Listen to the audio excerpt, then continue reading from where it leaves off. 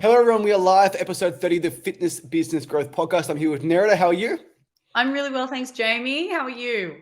Really, really good. Now, me and Nerida have crossed paths at cafes in Newcastle, but have never actually sat down to have a chat. And what a better time to do it live on our podcast to share our knowledge with other gym owners. Cue the intro.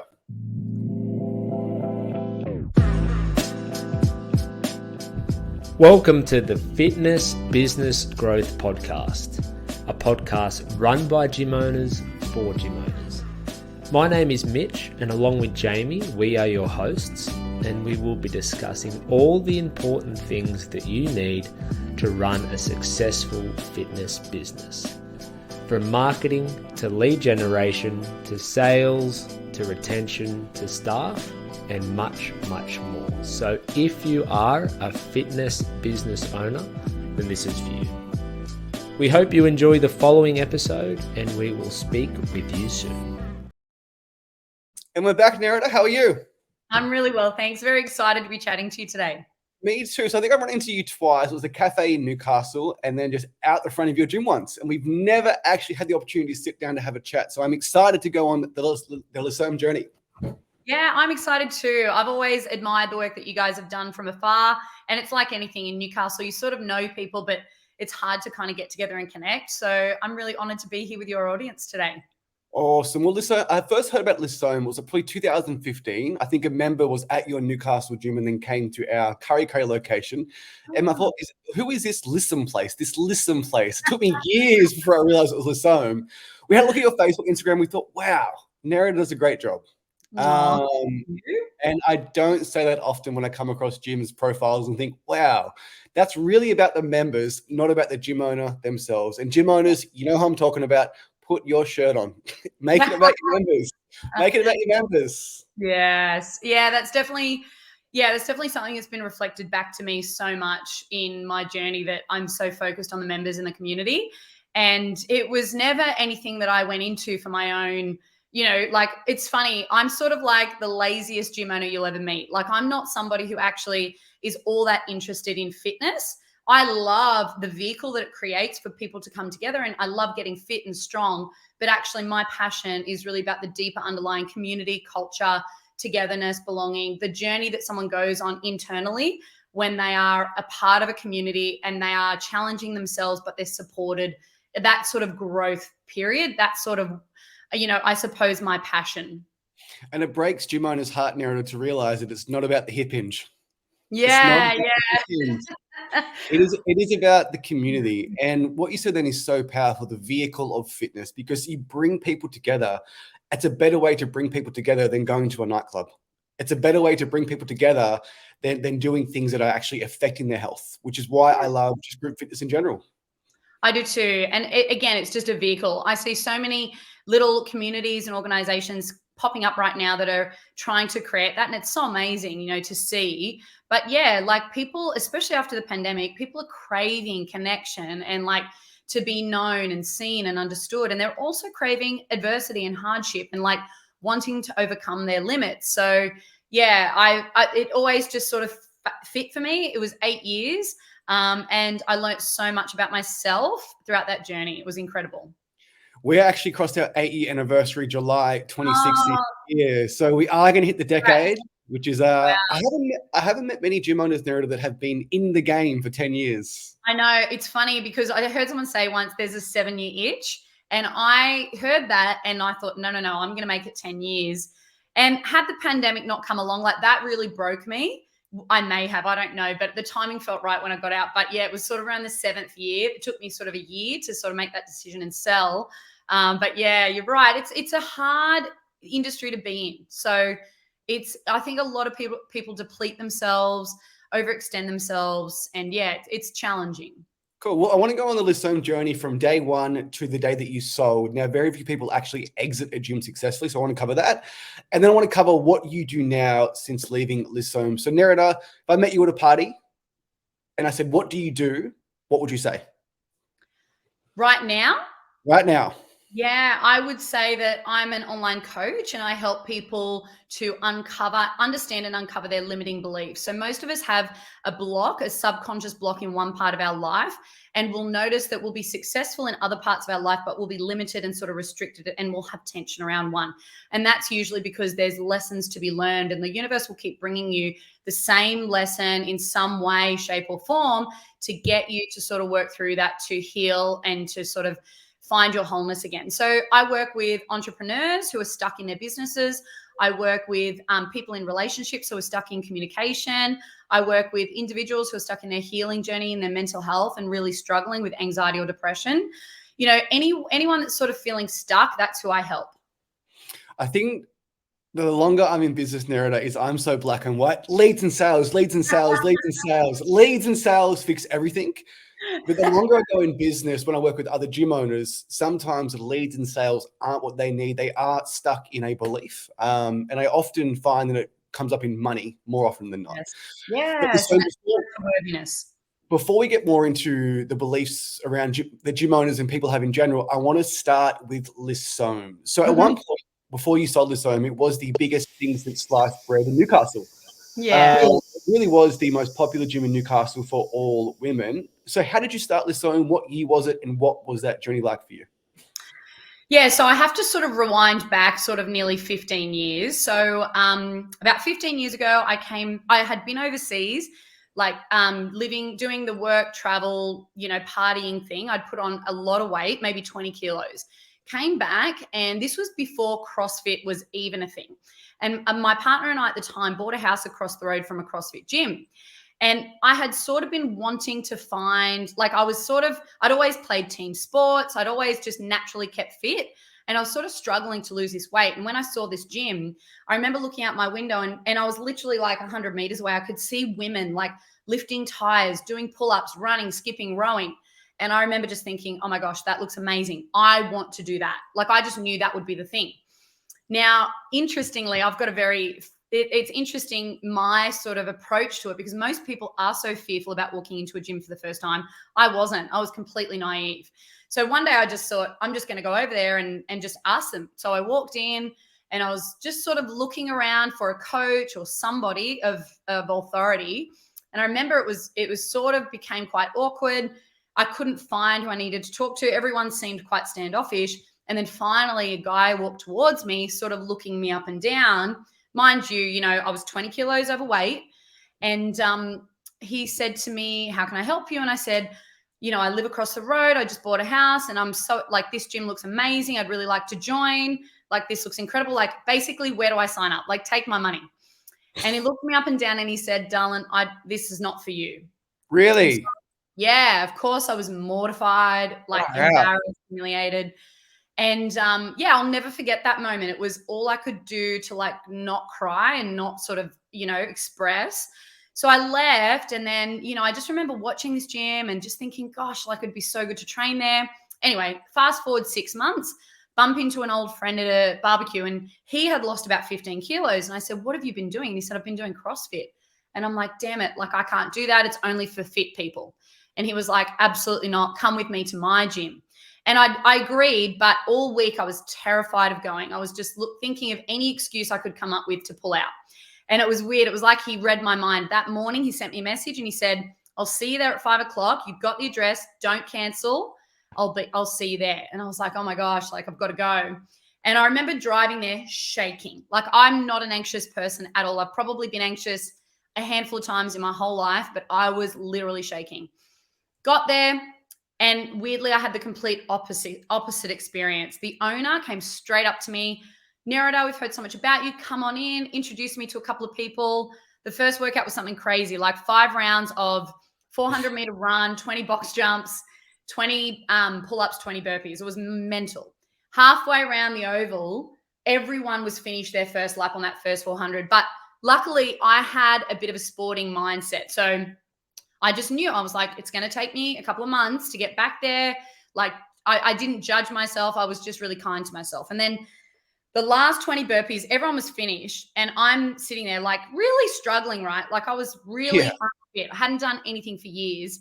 And everyone gets down on the floor and does 20 burpees with me. and everyone's like counting down with me. And I'm just like, what is this? Needless to say, I was hooked.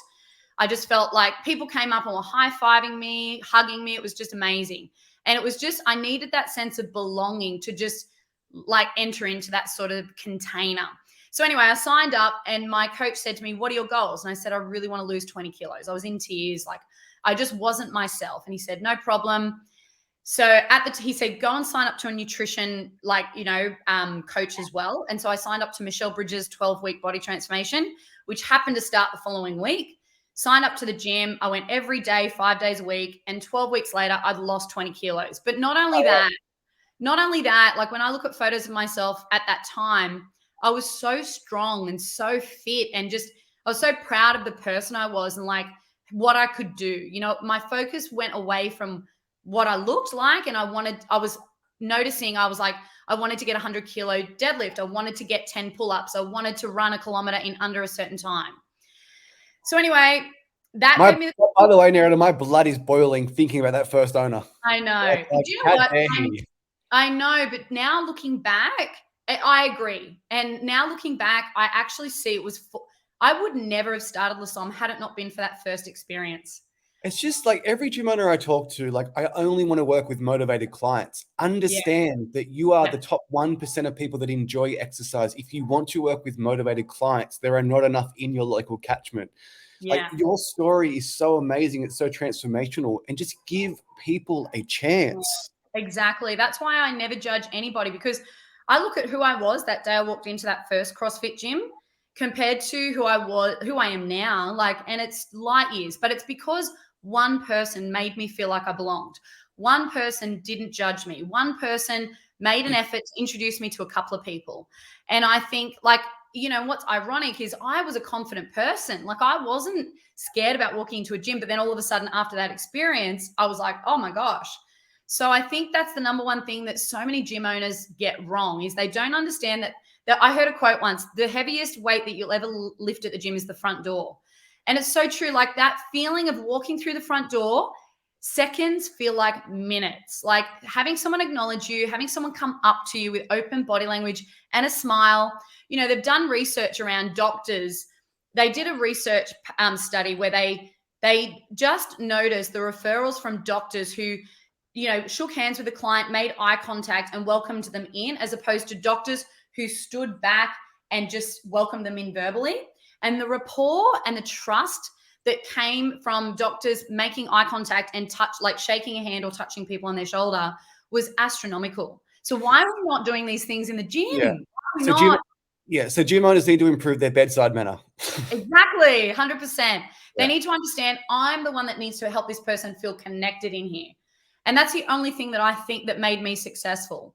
So anyway, in that time, it was like honestly, before I started that CrossFit journey, I was like overweight. I was depressed. I was so depressed. I was so lost, and I was really struggling. And being a part of a community was the first thing to help me. I healed my body, right? So I got that confidence in my body, and then I left the relationship that was no longer serving me. And then 12 months later, I left the job. But weirdly, I didn't leave the job thinking I was going to go start a gym. It was, again, an accident.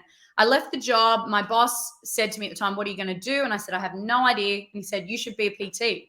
And I laughed at him. I was like, and he said, Nerida, you light up when you talk about burpees. Anyway, I walked into a women's only supplement store a couple of months later thinking, you know, I need to get, you know, some casual work. Like I just was keen for anything. She said to me, she didn't have any work. We got chatting and I was blabbering on about fitness and women and da-da-da. And she was like, why don't you start a boot camp with me? And I was like, well, I'm not a qualified trainer and I don't have any gear. I don't know anyone. She said, well, I'm a PT. I could help you run it to start. I've got a few slam balls and skipping ropes and I've got a list of 10 girls that we could message to see. And again, another person that just like sliding doors moment. Like I was so excited. I went home, texted 10 women and I said, I'm going to run this boot camp, Nobby's Beach, 6 a.m. Monday morning, $10 a session. 8 of them showed up. And then it sort of went from there. You know, I ran that 3 days a week and I loved it. I'd find myself thinking about it all the time, organizing social things for us to do. And then the girls were like, we want to train every day. What year was this? Can I back up? What year was it? 2014. 2014.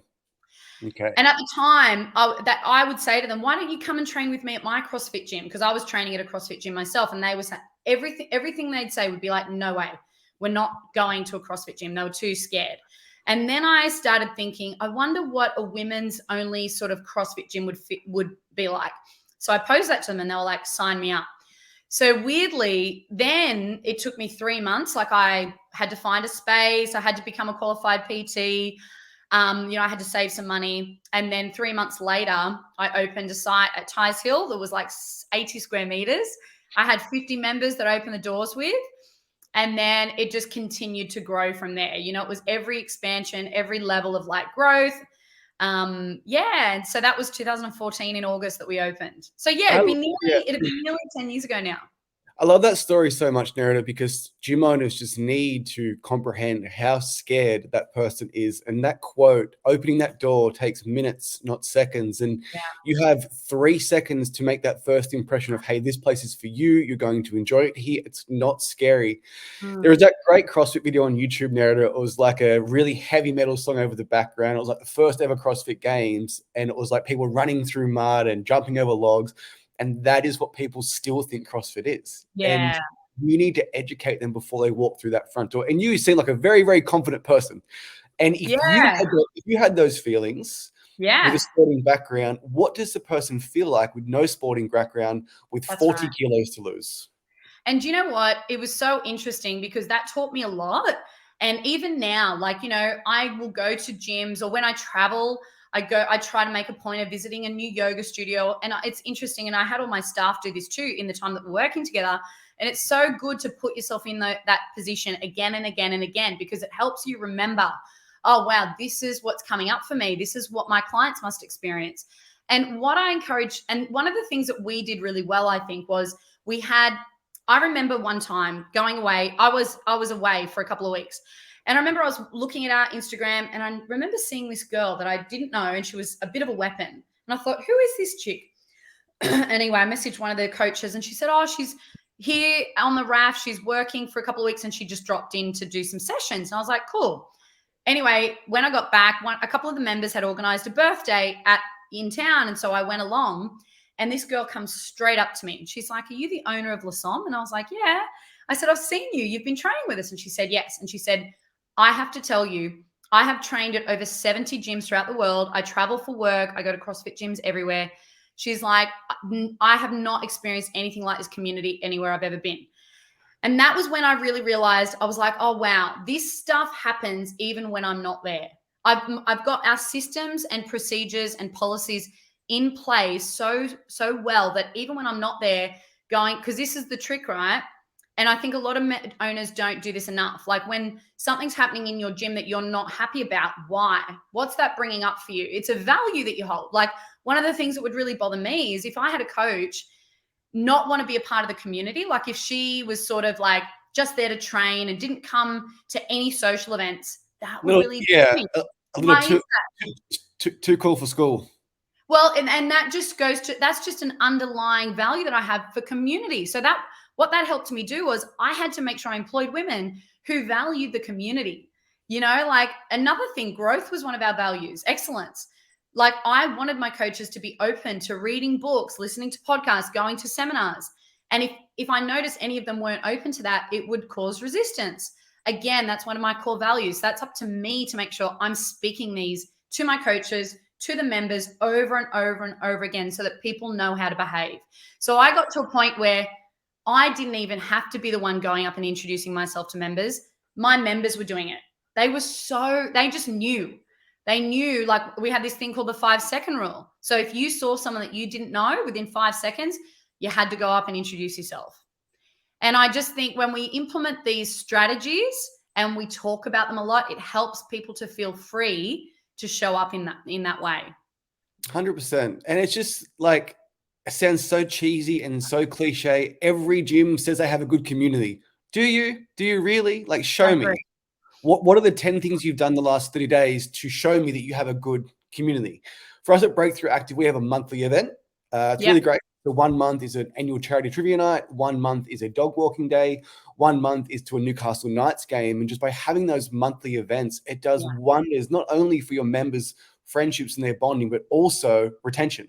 Yes, And I agree. if you can make more money and create a great community, it's just a win-win that all gym owners should be trying to create. Because people are there for the people. Like anyone can buy some gear and do a workout in the backyard. Like anyone can do that. And what I say to people, because I get irritated by that quote a lot too. And the way I measure community is think about your longest, most experienced member, right? The person that's maybe, got the best skills, like quite consistent, been there the longest. How well does that person know the person that joined up 2 weeks ago? That cross section, like how well do your top athletes know and communicate and connect with the new people or the older members? Like, that I remember very clearly the very first CrossFit gym. I remember just this one day looking around and I was deadlifting and there was a guy to my right who was 80 something years old and there was a guy to my left who was 16.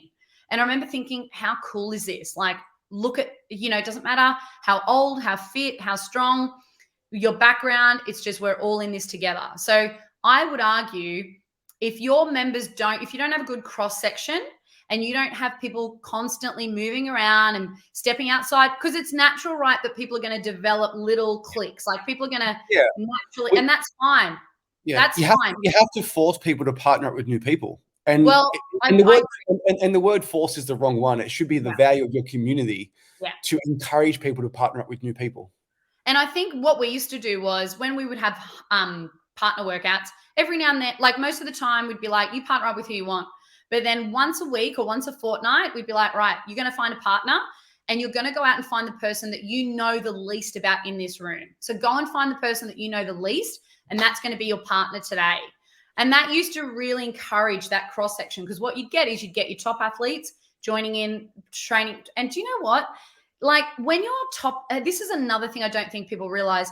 I used to talk about the famous effect, right? Like you don't understand the minute you walk into that gym, every single, we do this thing called social, social scrolling, right? We're constantly scrolling our environment for who's in the environment. And we're putting people in order. And so you're the owner, right? So when you walk into the gym, everyone knows, oh, Jamie, the owner's here. Now, when your longest or most advanced member walks in, they are doing the same thing. They're like, oh, this person's here. This person's training in front of me, behind me. They notice everything that you do. Whereas, for someone who's brand new, you might not notice that as much.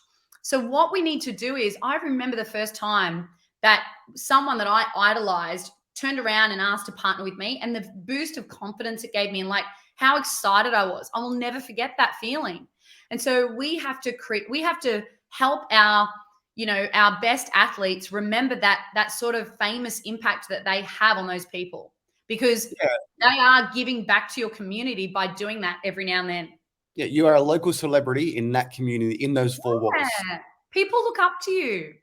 Yeah, one thing that like gym owners say, oh, my workout's different. No, it's fucking not. It's not different. You're doing the same shit. You got your conditioning, you got your strength, you got your cool down. So if it's all the same and we can acknowledge that and put our exercise ego to the side, why are people coming to your box? And it's got nothing to do with the facility. Yeah. So do you mean this in terms of partnering up with someone or just in general? I mean, in terms of like gym owners, they still rely on their workout. Like there's a new franchise saying it's better, different. You're still focusing on the community. Like you're not focusing on the actual workout. Yeah, I believe that if you're a gym owner, you really need to be training in the community. You need to be training in your classes. My pet hate is when I hear owners say, I'm jumping in on a workout. Nothing gives your members more like a feeling of belonging to something than having you do this. It's like I heard Jason Kalipa say it once.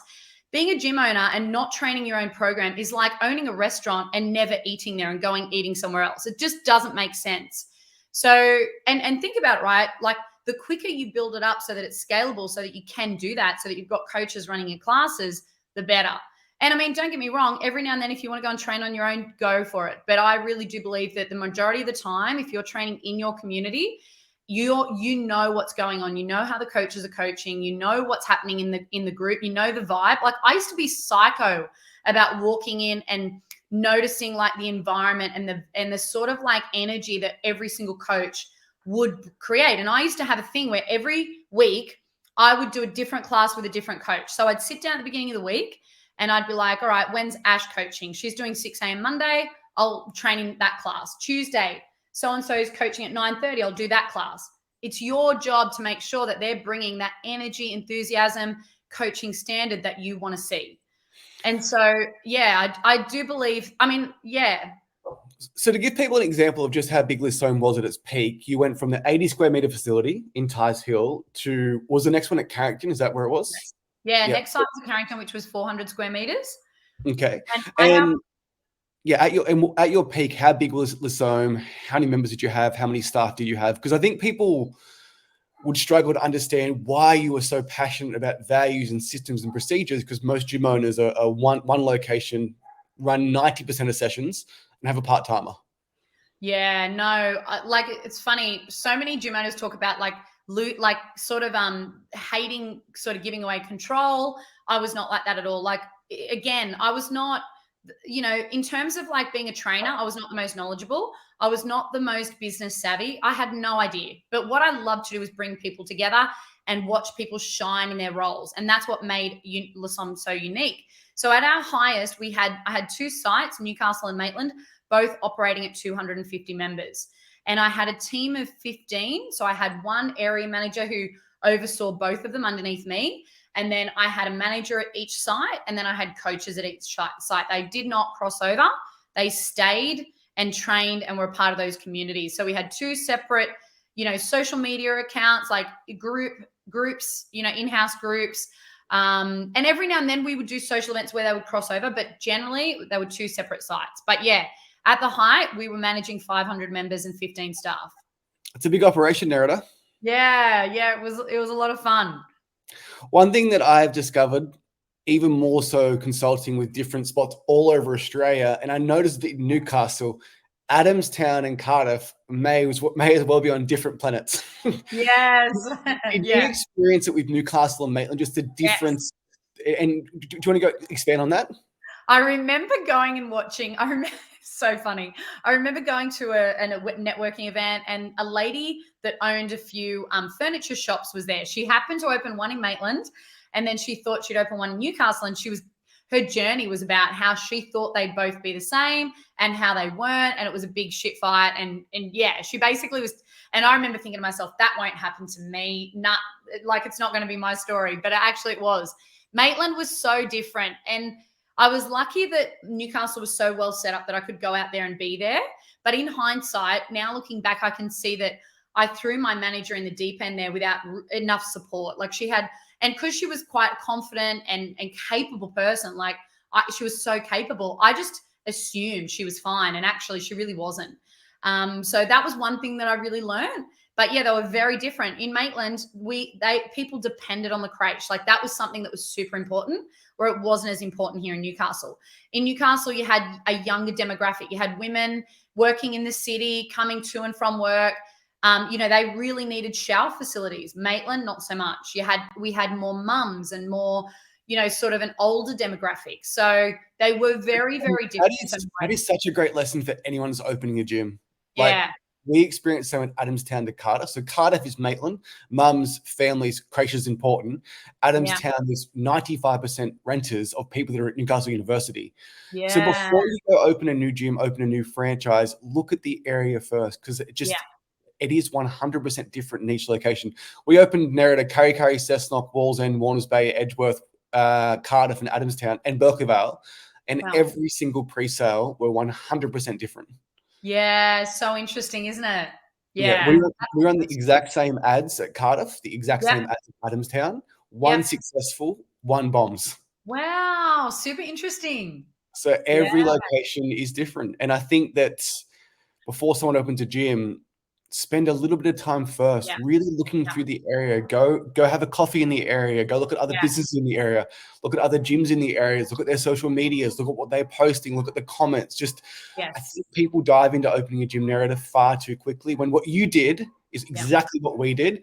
We opened up this shitty little boot camp that just grew and grew and grew and grew and grew.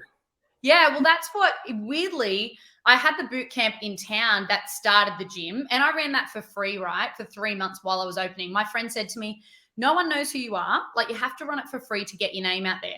And so then I did the same with Maitland. We ran a boot camp up at Maitland Park every Saturday morning for, it would have been 8 or 9 months because we had such dramas with our DA. But it was true. Like, I would go to that area and I would knock on the doors. And this is one thing that I think, like, I'm older, like I'm 40 years old. So I tend to connect with people on a face-to-face value so much. I'm born and bred Novocastrian. I've always worked in roles where I have to talk to people. And I think what so many people get wrong these days is they don't want to talk to people in their neighborhood. And I think that is such a big mistake, because running a gym, you're going to have lots of people coming and going. It's disrupting the neighbors. The better you build a community, a relationship with a community around you, the more welcoming they're going to be. So I would talk to the neighbors. We knew the local cafe. We'd take our members down there every chance we got. And it was just, you really need to build those relationships, because it helps you later on when you come into difficulty with the council or with whatever. Like, it does help you. And also, it's nice to be on those good terms with people in the area, because like, you're supporting them. You're bringing something good to the community. So I think that's another thing a lot of people don't do. So when I was promoting our podcast, I spoke about our gyms growing at the exact same time. And I feel as though that we are polar opposites. Yes, we are. Gyms.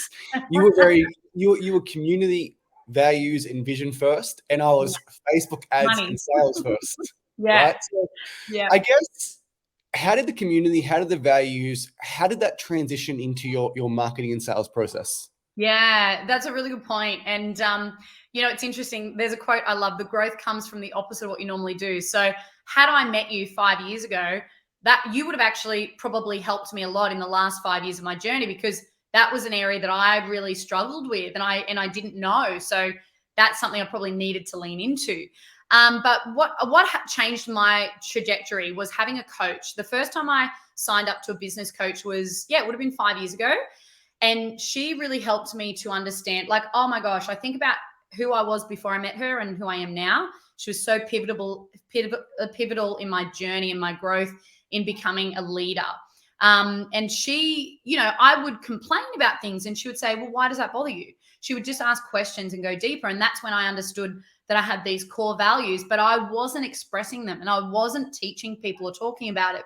So we built a framework. We first did a really cool core values framework session with our whole team, which was amazing. I'll never forget that day. It was just such a bonding day for the whole team. And also it helped the staff to contribute and feel like they were part of the mission, which was so good, which is what I take all of my clients through when they run a business.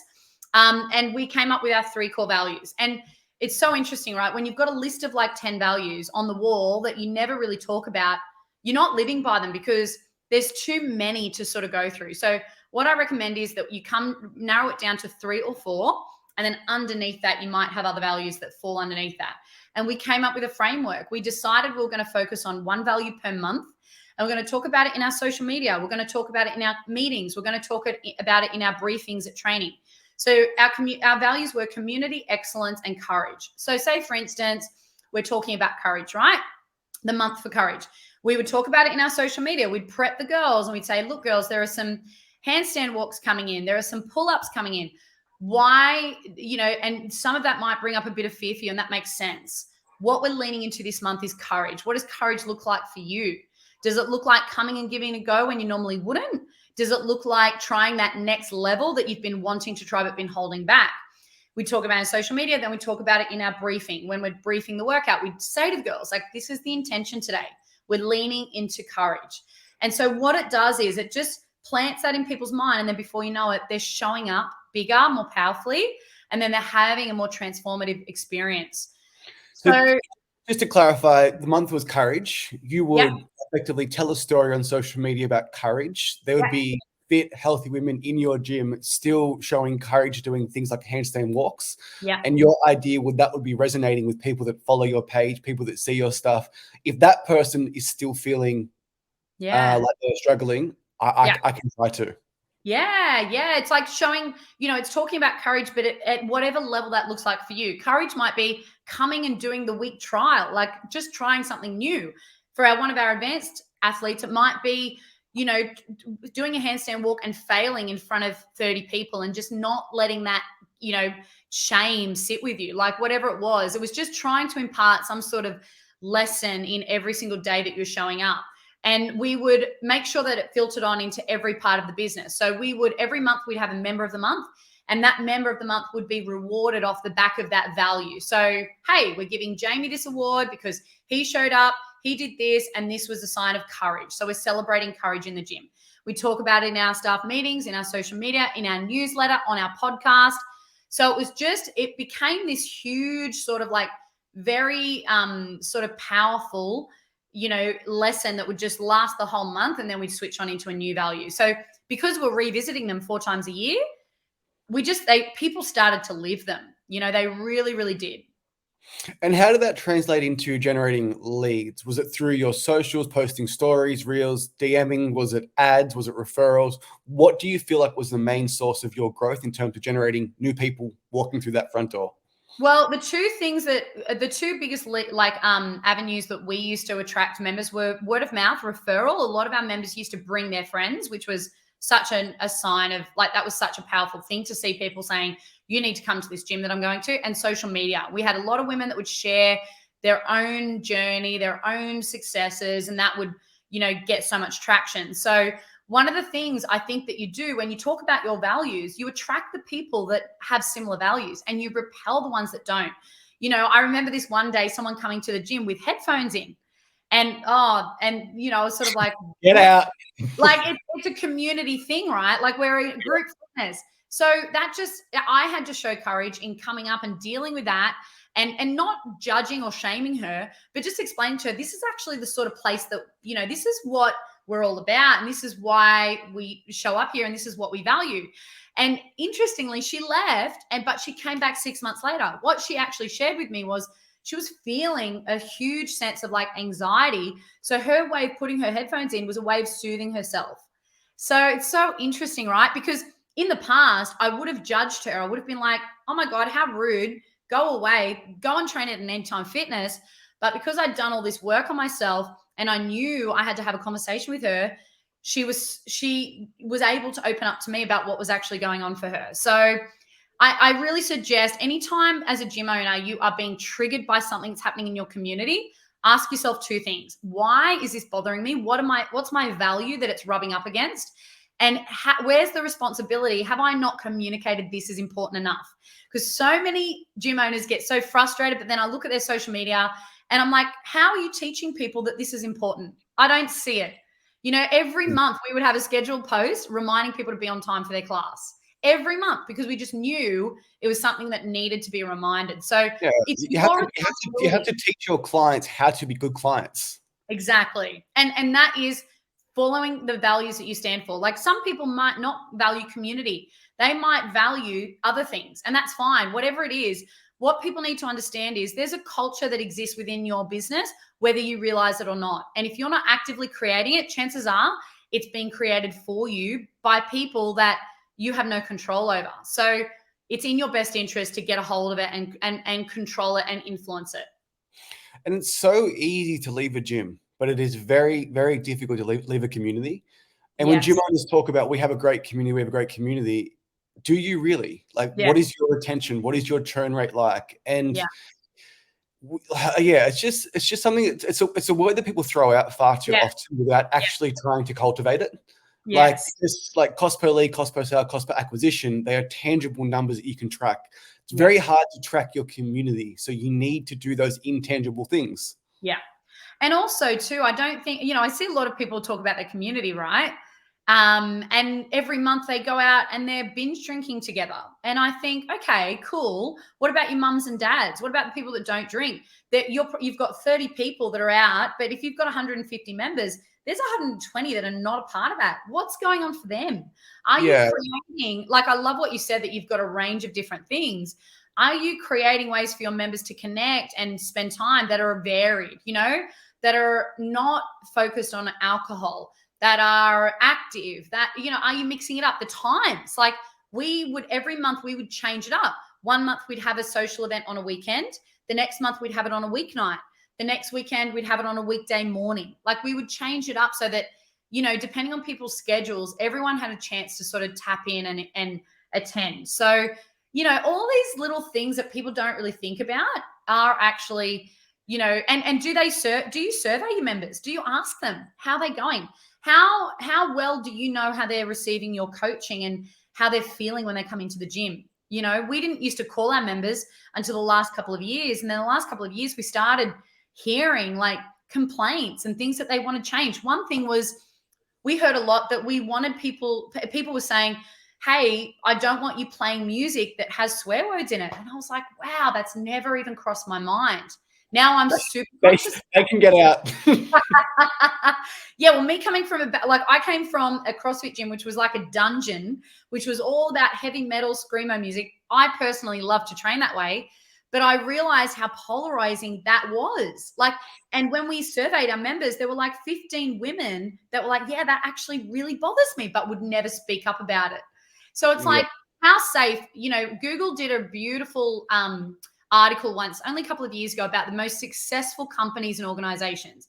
And they were like, what is it that makes them? Is it the way that they employ a mix of introverts, extroverts, ambiverts? Do they employ people on disc profile? Do they get across an age range? Like, what is it? And the one thing that they found was that the most successful organizations had one thing in common, and that was psychological safety.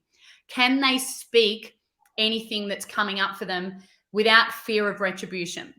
And I know that I definitely didn't have that for a long time. I definitely sort of was more controlling, and I sort of I was set in my own ways until I started to like do a lot of my healing work and understand communication on a deeper level. And so the ability to which your members can come and complain is actually a sign of psychological safety. And can you hold that, or does it trigger you? Does it bother you? Because I see so many gym owners getting really bothered, and I get it. It is upsetting, but can you create space for that and encourage it? Because I would argue that's a sign of good community. If someone says they want to cancel, it's too late. But you may have picked it up 12 weeks ago if you surveyed your customer or you had great coaches that were aware. Well, in terms of people not showing up, I used to notice people would withdraw for like 6 weeks before they would cancel. They would not be as present. And that's because emotionally they're already starting to feel. And another thing you've got to understand is when clients are making complaints, they're usually not really about the complaint. What they're feeling is disconnected and misunderstood. So a lot of people complain about the program. What's actually going on for them underneath all that? They might be going through a divorce. They might be going through, some mental health challenges. Like something else is almost always going on. And if you can create space and understand they want to connect with you and you want to get to know them and what's going on underneath that, boom, you can help them move through it. It's really true, because when someone complains about something, all of a sudden they've got 10 things they complain about. It's never just one thing. Yeah. And it's never really about the thing. It's like in partnership with relationships. When your partner complains that you're not doing the dishes, she's not really upset that you're not doing the dishes. There's an underlying fear that she's scared, that she is worried that you're not seeing her, that you're not respecting her, that you don't care and love her. That's the underlying issue. But we're just unconscious to that, and we make it mean about the dishes. It's never about the dishes. One of the hardest things for gym owners I find, Nerida, and it took me years and years to get over this, was getting a cancellation request from someone that you actually care about. Yeah, it's really I think hard. that is the hardest part about being a gym owner. And then the sales and marketer inside me had to say that, well, like if 10 people leave and 10 people join, life is good. But still, it still hurts. To this day, we have members. And it's not even the fact, it's got nothing to do with the money. I truly hope they continue their exercise elsewhere. But the likelihood of them staying on track, staying accountable, getting the same service that I provide at Breakthrough Active or you at Lissome probably isn't going to be there. So what would your advice be to gym owners to deal with a cancellation that's a little bit personal? Yeah, I really feel this one because, obviously for me, our community was everything. So, I would find myself spending my personal time with some of these members and coaches. And I definitely didn't deal with some of those circumstances very well. Like I actually can look back on some of those moments with a lot of shame at the way that I handled it. I was, years ago, I was very emotionally immature, and I took so much personally. I took things so personally. And I think what we have to understand is a gym, like what we probably create, is sort of like a blend between a sporting club and a business.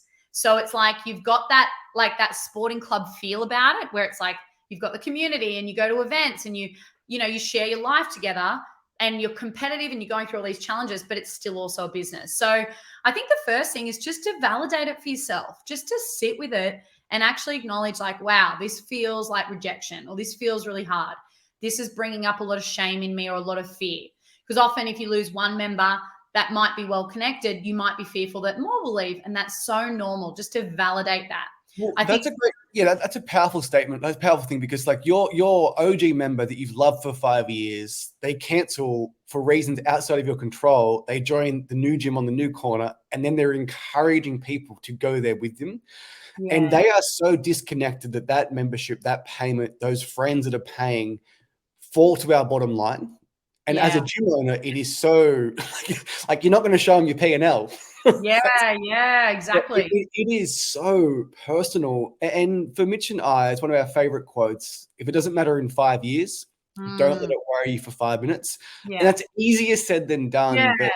Yeah. But for me, like the day that I stopped caring about cancellations as much was the days that I knew I could acquire members. Yeah. Button. And I think that if you have 10 members leaving, you have 10 members joining, obviously it still stings, but it makes life a lot better. Yeah, I think it's really, I think, what you're saying, it's two polarities, right? It's like knowing that more members are coming, but it's also validating that like you had a relationship with that person and there might be some fear around whether that relationship can continue, whether they're at another gym. That might bring up a lot of resistance for you. I'm sure you've noticed the friendships continue beyond the gym. Sometimes they do, sometimes they don't, and that's okay. Yeah, and the worst thing for gym owners, I'm speaking, this is my heart from 10 years ago, was like, you know the person for 10 years, like to whom it may concern. Like, you know who it is, you know my name, motherfucker.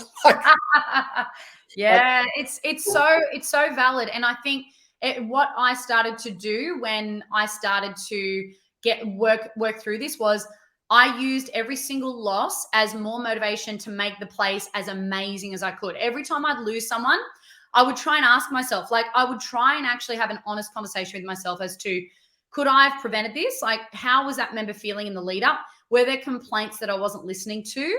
Is there some need that's gone unmet? Is there some disconnect that I can honor for them? How can I let them go in a way that's as the door is always open if you ever want to come back? And I didn't do that well a lot of the time. So I'm just going to own that. If anyone listens to this and they're like, bitch, I know I heard you did this, and it's like, I 100% can acknowledge I did not handle a lot of this well. But as I started to move through and get better, that was my journey. And then I said to myself, I want this place to be so good that anyone that leaves regrets it. And they look back and wish that they were back here with us. And not in a spiteful way, but in a way that was like, I want this to be the best gym that it can be. And that did, it just fueled it. And do you know what so many members say? Like, do you know what I find so interesting? I've had members that were with me for 4, 5, 6 years that have gone onto other gyms and they haven't been able to last 12 months. They've been bopping around, and that's a good, and they say to me, nothing will ever come close to Lissome. And I think what happens is when we would get members from other gyms come to us, they'd be like, wow, this is so amazing, because they would appreciate what we were doing. But if you had someone come to us first, which we tend to attract, and then they went elsewhere, I think that they didn't realize like the effort that we went to. So it was like the grass is always greener sort of version. But yeah, like I just tried to make the place as good as I could, like just put everything into it. And we would get a lot of people come back, or we would have people say like, wow, I still have people talk about that chapter like it was so special. So yeah, but I think the biggest thing you've got to validate is that it's so normal for that disconnect to feel hard. And it's just, when you learn to validate that for yourself, that can bring, like, sort of calm the emotions that come up for you. And it's removing your identity from the business. Yeah. For so long, I was Mr. Breakthrough Active. If the gym was good, I'm a good human being. If the gym was bad, I'm a bad human being. And just understand that they are two different things, right? Yeah, your worthiness is not dependent on, that. Yeah, I'll tell you something wild, Nerida. In 2015, we got our first location to 509 members in 12 months. Wow, that's incredible. But here's the incredible thing, Nerida.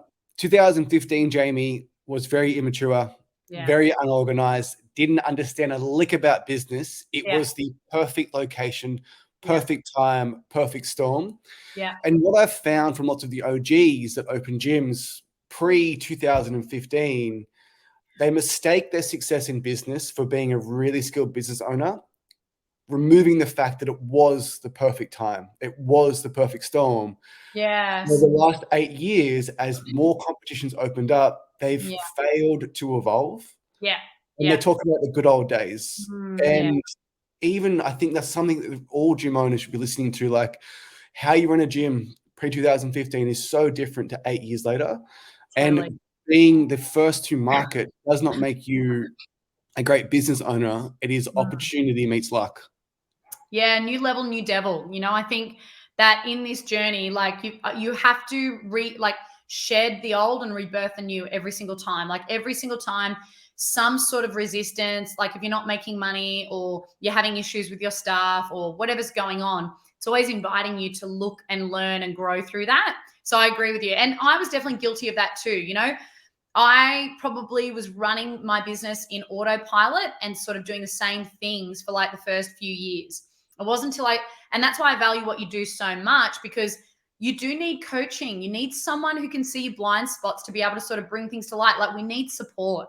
And I think I wish I'd gotten that sooner, because when I first stepped in, when that sort of changed for me, everything changed. But yeah, you're right. Like some of us get lucky, and yeah, we need to invest in ourselves, because you can only, like when I look at the gym, right, athletically, the programming that I would run, the girls would sort of rise to meet that same level. You know, I look at it like I train at Steel Coast now. And, you know, back when I had Lissome, I had no interest in doing high level gymnastics. So we all sort of rose to the same level that I was at.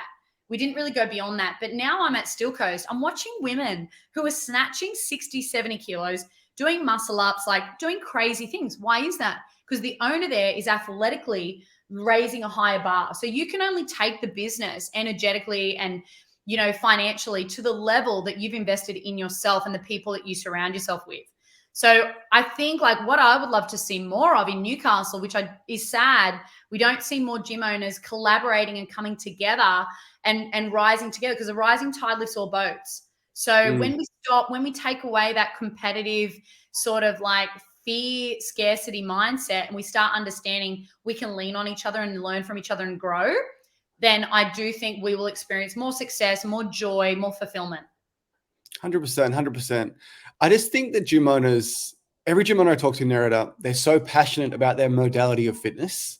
Yeah. And if you truly believe that CrossFit, Pilates, BFT, F45 is the best style of training, if you believe you have the best community in town, it is your obligation, your duty to have the best marketing and the best sales to get more people to discover that you exist. Yeah, totally.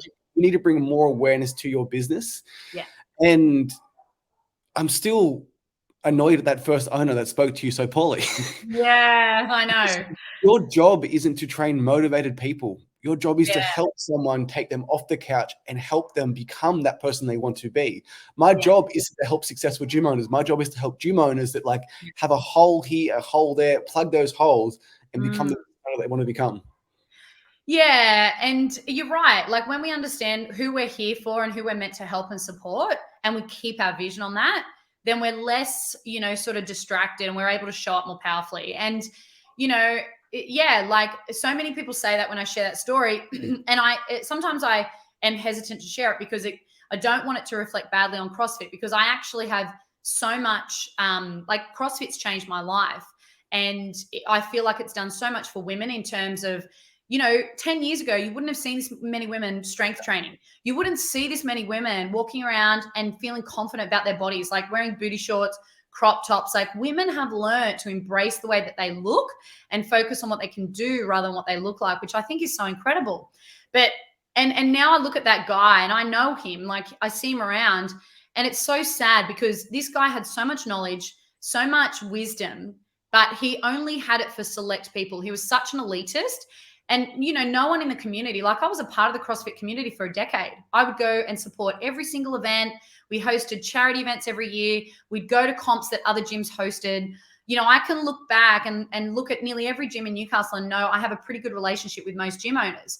Whereas this guy did not have that. So, it's actually sad for him. I actually pity him because his impact and his influence could have been so much bigger, but that limitation, and that's actually something within himself.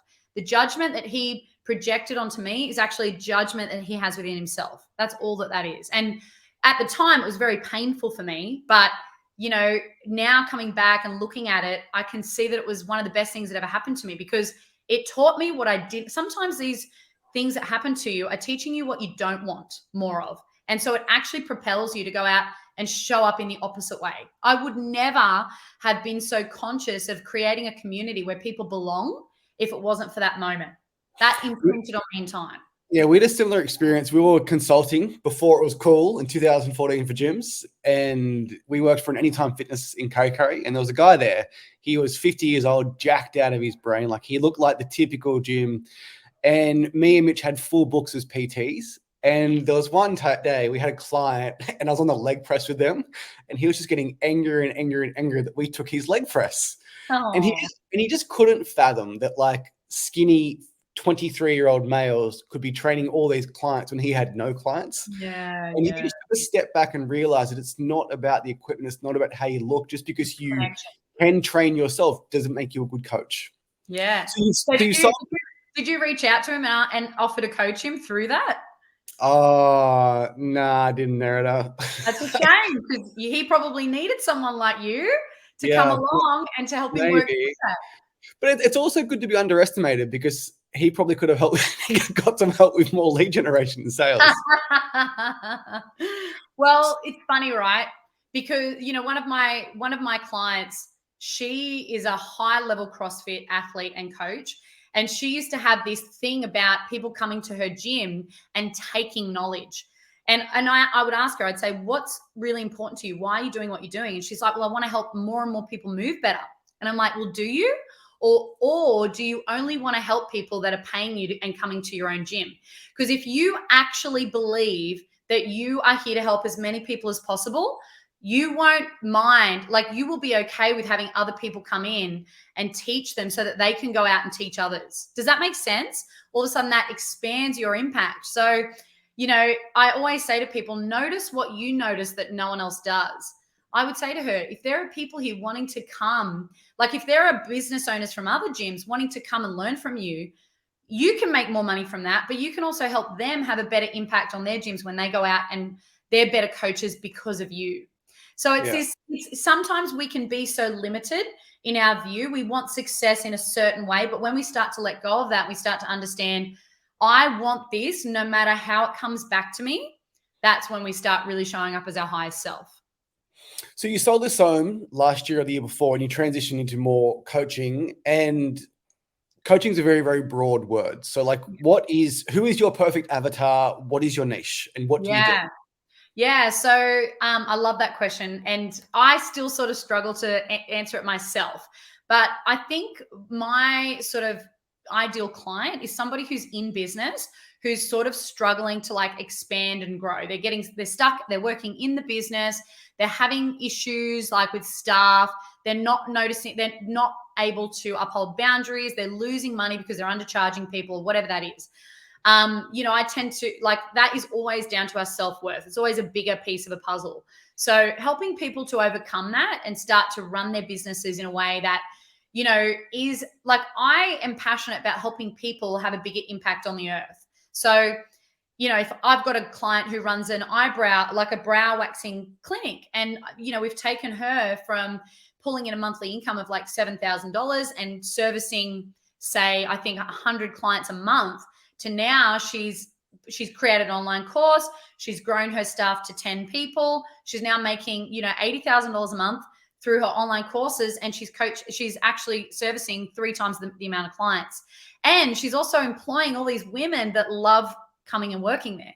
So really helping people to understand their true potential, come out of their ego and fear, and actually see the bigger picture and show up as that full version of themselves. And I also work with some people in relationships, and I also work with some people in their mental health journey. Like, people talk about anxiety and depression, and I don't want to sell this at all, but anxiety and depression, I encourage my clients to let go of those terminologies. Anxiety is actually a repressed emotion of fear. You have felt fear, chaos, instability that you have not processed or actually accepted and worked through. Depression is often decades of sadness, neglect, loneliness. You actually need to process some of that sadness, lean into connection with self and other, and start to become less isolated. So working with people to let go of those labels and heal is also another thing I'm deeply passionate about. Anxiety is such an interesting one, Nerida. I've got a few friends that suffer from anxiety, and I'm no psychologist, and I'm not going to get cancelled here, but I often say to them, like, imagine if I didn't show up to the gym for 7 days. Doors were locked. Members were reaching out, calling, email, or texting me. All of our FBC clients were calling, email, and texting.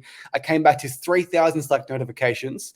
If I ignored them for 7 days, treated Ellen like shit, put me in a straitjacket by day 7, I would be a wreck. Yeah. Yeah. And I think a lot of anxiety comes from not doing the things that we know that we should be doing, and they just pile up and pile up and pile up to this big overwhelming moment where we snap. Yeah. And I think what you've said is 100% correct. And I think what so many people struggle with, the number one thing I see in the world, we are so disconnected from our emotions. And people with a lot of anxiety don't even register that they're feeling a lot of fear. Anxiety is fear that you feel in the body. So when you actually start to acknowledge that, label it, make space for it, breathe through it. Wow, I'm feeling a lot of fear right now. How can I ground into myself and make space to sort of just breathe and take a moment to calm myself?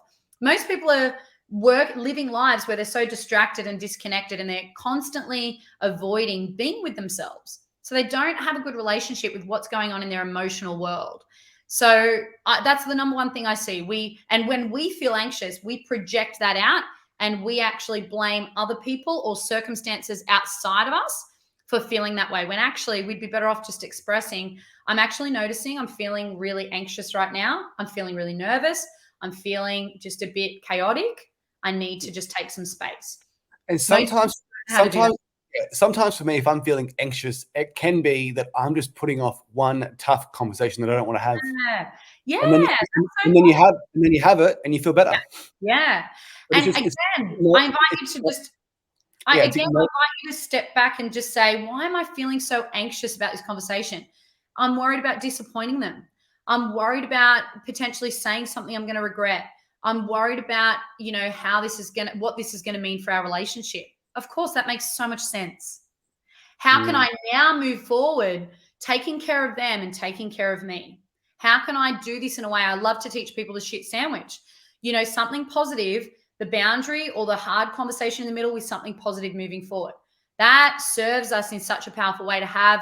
And there's a great quote, the quality of your life is in direct relationship to the number of uncomfortable conversations you're willing to have. And it's so true. Like, the more we have these uncomfortable conversations, the more connected we are, the more understood we feel.